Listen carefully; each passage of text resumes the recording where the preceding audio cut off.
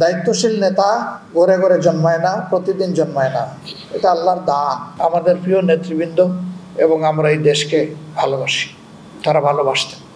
ভালোবাসার জায়গা থেকে তারা চেষ্টা করেছেন দেশের মানুষের জন্য ভালো কিছু করার।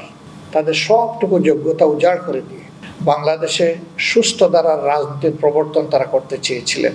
শুধু বিরোধী অবস্থানে রাজপথে নয়, সরকারের ক্ষুদ্র অংশ হওয়ার পরেও সেখানেও গিয়ে তারা চেষ্টা করেছেন সরকার ব্যবস্থাপনাকে ভালো করা যায় কিনা। 2 জন মন্ত্রীর 3টা মন্ত্রণালয়, আপনারাই সাক্ষী।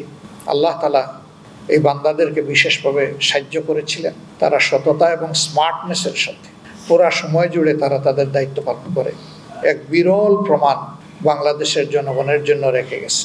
সততার নজিরবিহীন উদাহরণ তারা রেখে গেছে। আমরা আশা করি তাদের এই অবদান জাতিকে অনুপ্রাণিত করবে যুগের পর যুগ, শতাব্দীর পর শতাব্দী ইনশাআল্লাহ।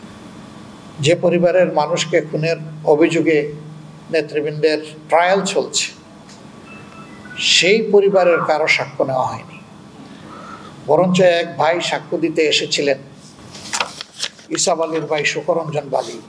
তাকে আদালত প্রাঙ্গণ থেকে অপহরণ করা হয়েছে, সরকারি বাহিনী অপহরণ করেছে, নির্যাতন করে ভারতের মাটিতে নিয়ে ফেলে এসেছে। জেল কেটে কষ্ট করে দীর্ঘদিন পর তিনি ফিরে এসেছেন।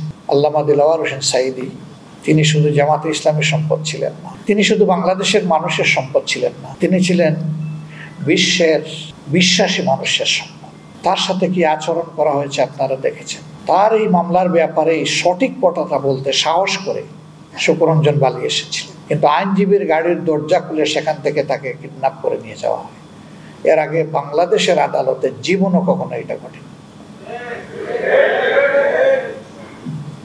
পাতানো ট্রায়ালের খবর মিডিয়া এসেছে, আপনারা দেখেছেন।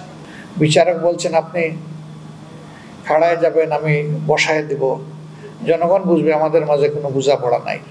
অ্যাপিলিয়েট ডিভিশনে হেয়ারিং হয়েছে, প্রধান বিচারপতি সরকার পক্ষের কুশলীকে বলছেন যা কিছু বললেন তাতে তো মতিউর রহমান নিজামী সাহেবকে 1 মিনিটের জন্য, 1 দিনের জন্য শাস্তি দেওয়ার কোনো সুযোগ নেই। আমরা আশা করেছিলাম সত্য কথাটা খোলা কোর্টে বলার পরে অন্তত তার কথার মর্যাদা তিনি রাখবেন, কিন্তু না, ওই যে আগে ছক্কাটা বিদেশ থেকে সাপ্লাই দেওয়া রায়ের ভিত্তিতে ঠিক একই পরিণতির দিকে তাকেও ঠেলে দেওয়া হলো। আমরা মাবুদের শুকরিয়া আদায় করি, আমাদের নেতৃবৃন্দের উপরে এই জুলুম করা হয়েছে।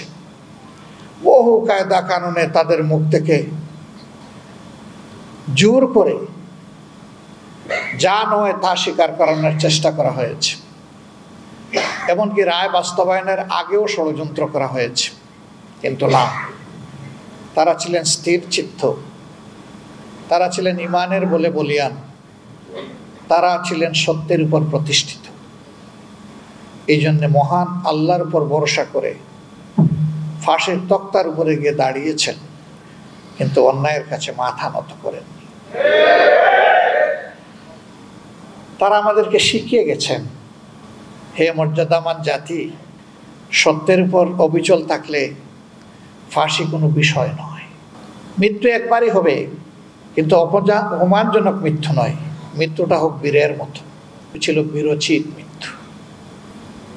আল্লাহ তাআলা তাদের সমস্ত জীবনের সমস্ত নেক খেদমতকে কবুল করে বারাকা দিয়ে পরিপূর্ণ করে দিন। আমরা অনুপ্রাণিত হই তাদের শেষ সময়টুকু যাই জাতিকে দিয়ে গিয়েছেন তার থেকে। সম্মানিত ভাইয়েরা, এই মামলা পরিচালনা করতে গিয়ে ইন্টারন্যাশনাল কাস্টমারি যে ল আছে তাও ফলো করা হয়নি, আবার ডোমেস্টিক কাস্টমারি যে ল আছে এটাও ফলো করা হয়নি। সাক্ষ্য আইনকে বেমালুম দলিত মতিত করা হয়েছে। আমাদের দেশে এভিডেন্স ল যেটা আছে এটা মোটেই ফলো করা হয়নি। সেদিন সংবিধান কোনো বিষয় ছিল না, আইন কোনো বিষয় ছিল না। যাদের ইশারায় তারা এই কোর্ট পরিচালনা করতেন তাদের ইচ্ছাই ছিল আইন, সেটা বৈধ হোক অথবা অবৈধ হোক। এই তাণ্ডব চালানো হয়েছে, যার কারণে এই ধরনের একটা মামলা বাংলাদেশের এই মামলার একটা মামলা ব্রিটেনে পরিচালিত হয়েছে। ব্রিটেনের উচ্চ আদালত তাদের রায়ে বলেছে এই মামলাগুলো ছিল, বিচারের নামে এই প্রহসন ছিল just genocide of the justice. বিচারকে গণহত্যা করা হয়েছে। তারা কিলিং অফ দ্য জাস্টিস বলে নাই, কারণ সিঙ্গেল কেস হইলে বলতো কিলিং, কিন্তু এখানে ছিল একাধিক case. A good number of good people been killed. এই জন্যই তারা বলেছে it was a genocide to justice. এটা বাংলাদেশের কোর্ট বলেনি। আলহামদুলিল্লাহ, আজকে বাংলাদেশের কোর্ট তাই বলেছে তাদের রায়ের মাধ্যমে। আমরা আমাদের সমস্ত নেতৃবৃন্দ যাদেরকে খুন করা হয়েছে এই রায়ের মাধ্যমে তাদেরকে আরেকবার গভীর শ্রদ্ধার সাথে স্মরণ করছি।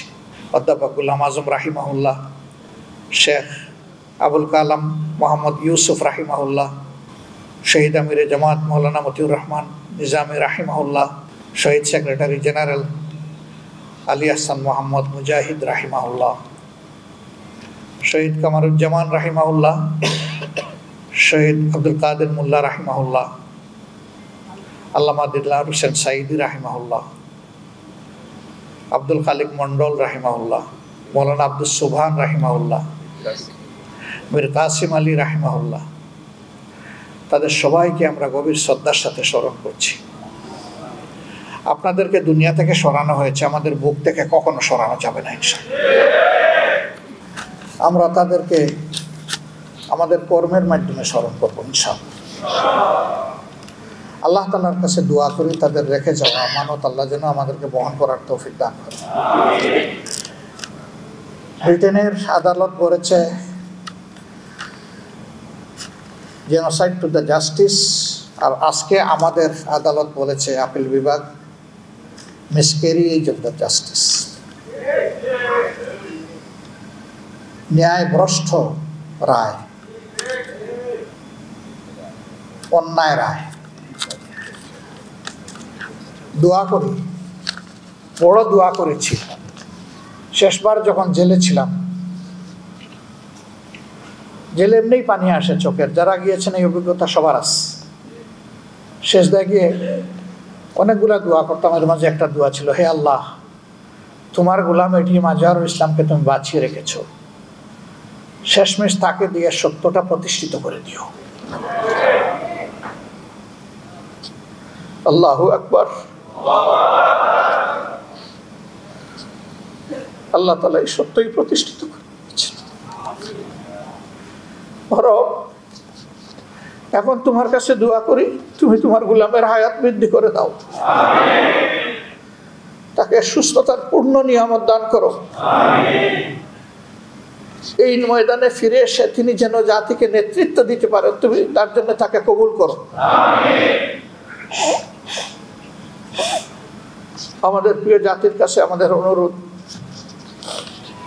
কষ্ট আমরা বুকে চেপে নিয়েছি, দেশকে ভালোবাসি, আমরা প্রতিশোধ নেইনি, আপনারা দেখেছেন, কিন্তু আমরা ন্যায় বিচার চাই। হ্যাঁ, এর রায়ের মধ্য দিয়ে এটা পরিষ্কার হয়ে গিয়েছে, এটা ছিল ইচ্ছাকৃত নেতৃত্ব গণহত্যা। দায়িত্বশীল নেতা ঘরে ঘরে জন্মায় না, প্রতিদিন জন্মায় না, এটা আল্লাহর দান। একটা দেশ এবং দলের নেতৃত্ব শূন্য করার মানেই হচ্ছে জনগণকে অন্ধকারের দিকে ঠেলে দেওয়া।